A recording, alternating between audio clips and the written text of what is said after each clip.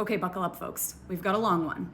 Let's talk about cameras in the courtroom in New York and why they shouldn't be allowed. I'm Eliza Orlins, career public defender here in Manhattan for the last 14 years. So, especially with the Trump trial going on, everyone is clamoring for there to be audiovisual recording in the courtroom. People don't understand why it doesn't exist. And in fact, this sparked some proposed legislation by a local state senator.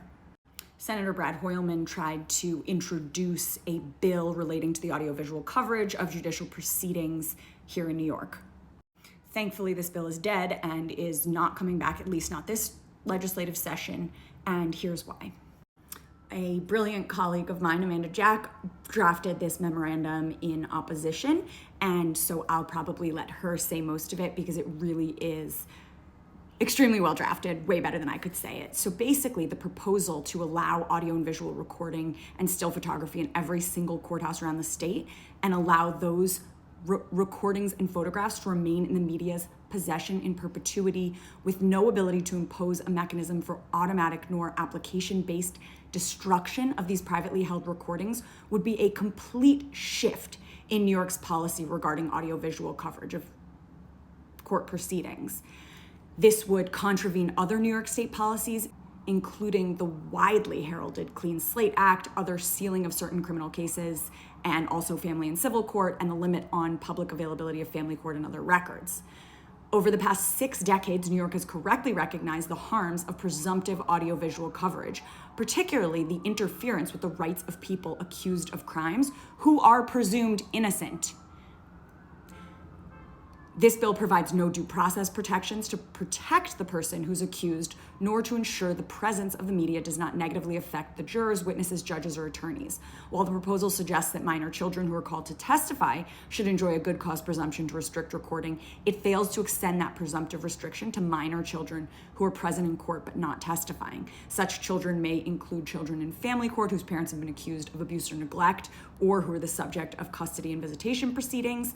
For example, children accused of crimes in family court and criminal court. And in addition to the blatant disregard for due process considerations, it effectively erases the intent of the laws and court rules which provide for sealing of records. It disregards the impact of perpetually held audiovisual recordings, which would no doubt be part of online perpetually available news clips. In criminal court, it presents a direct strike to the heart of the historic passage of Clean Slate, a strike issued even before the ink of the governor's signature has dried and the law has gone into effect. No one's slate can truly be cleaned if an automatic recording of the proceeding endures online. In family court, the law provides a comprehensive set of privacy protections, given the intimate nature of the information disclosed and the privacy interests of children. This proposal completely ignores that. It ignores court rules for sealing of the record in civil cases where a party makes a showing of good cause that outweighs the interests of the public. And it disregards many situations where confidential treatment is afforded as a matter of law to litigants. So essentially, the first part of this argument is you're presumed innocent when you're charged with a crime. If the proceedings that go on are completely televised, completely recorded, and put in online databases in perpetuity, your presumption of innocence, even if you're acquitted of the crime, that can be searched for forever. That exists forever, and then you really don't get that presumption of innocence. That will follow you forever and ever. This amazing law that was recently passed in New York, Clean Slate, that the memo keeps referring to, is one that seals past criminal convictions and avoids perpetual punishment. Well, this would be in direct contravention of that. It would include the stigma of permanent publicly available association with long past criminal accusations, and would also render ineffective laws and rules to protect private information that's routinely disclosed in family court and in civil court. The reason why this law was even proposed is, in fact, because of the Donald Trump case and his appearances in state Supreme Court. And in order to change something based on this, it really does indicate that there is a political motivation, not one of creating sound public policy that considers protection for all New Yorkers. Currently, members of the public and media are allowed to observe court proceedings from the courtroom unless the court orders closure of the courtroom after careful consideration of a 4-part test, which I can talk about separately if people are interested. But public access to our courts, including media, has remained constant, and any pandemic-related limitations the court system had placed on access to physical courtrooms have long been lifted. This statewide accessibility is integral and is sufficient to ensure sound operation and public scrutiny of the workings of our judicial system.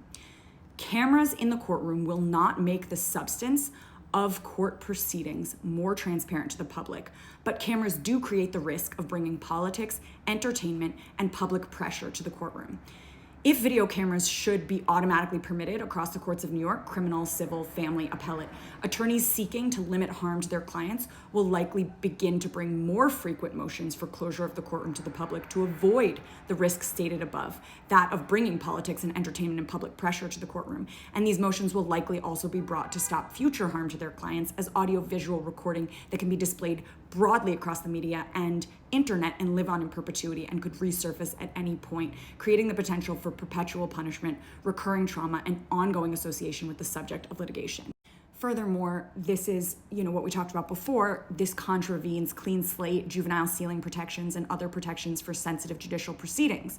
There's no regulation or mechanism to ensure that private media companies conform to state sealing laws. So if they have recordings or images or information in their possession, that can be used in perpetuity by the media entity in whatever manner they deem beneficial to attract their audience. Sealing or expungement of criminal records will have limited, if any, impact on the lives of those such provisions are intended to help if members of the public can view and make copies of audiovisual recordings of court proceedings that have been posted online. So even if someone later has their case dismissed and sealed, they face perpetual harm if the media reports on arrests and court proceedings and convictions and publishes names and photos easily found online and forever searchable. And this will magnify that harm by granting blanket access to all courts without any mechanism for successful objection to limit or stop audiovisual recording of court proceedings. This bill would allow at least 2 compact video cameras, at least 1 still photographer, at least 1 audio system for radio broadcast purposes in all trial and appellate court proceedings throughout the state, including family courts and courts that hear criminal cases. It does not explicitly include housing courts, but it doesn't exclude them. And the notion of unfettered access with cameras to housing court is also extremely problematic. Furthermore, this proposal doesn't even prohibit the video or audio recording or still photography of individuals observing any trial or otherwise in the courtroom but not party to the proceeding. Worryingly, it also allows for recording of jurors and jury selection, and courts have noted the difficulty in obtaining a broad cross-section of the public to participate in jury service. But if there were no restriction on the recording of potential and sitting jurors, many individuals would be even more reluctant to serve, which presents constitutional and practical concerns. This proposal would also allow for recording and photographing of witnesses and all individuals in attendance at the proceedings, including complaining witnesses. It would have a chilling effect on witness testimony, may decrease in-person courtroom attendance because observers and family members might be uncomfortable being recorded. Furthermore, advances in technology such as facial and voice recognition will increase the possibility of jurors, witnesses, audience members, and others being identified when they normally may remain semi-anonymous. Technological advances will allow the images and recordings of individuals to be publicly available in perpetuity. This may increase the possibility of them being harassed or even threatened. This contravenes the intent of an executive order, the Judicial Security Act, and it is just could result in people being posted to online news sites, easily identified, doxxed, threatened, harassed. All of this to say, I strongly oppose, I agree with this memo, and I strongly oppose unfettered audiovisual media access to our courts as is allowed in this proposed law. It would compromise the integrity of the court system, undermine the rule of law, undermine constitutional protections that are in place to protect New Yorkers. It would run afoul of the stated purpose of clean slate and other sealing provisions. It would put judges and their families at risk, as well as jurors and people who are merely accused of crimes and presumed innocent. Not to mention, it makes no consideration for children involved in criminal, civil, or family proceedings, or complaining witnesses who choose to testify.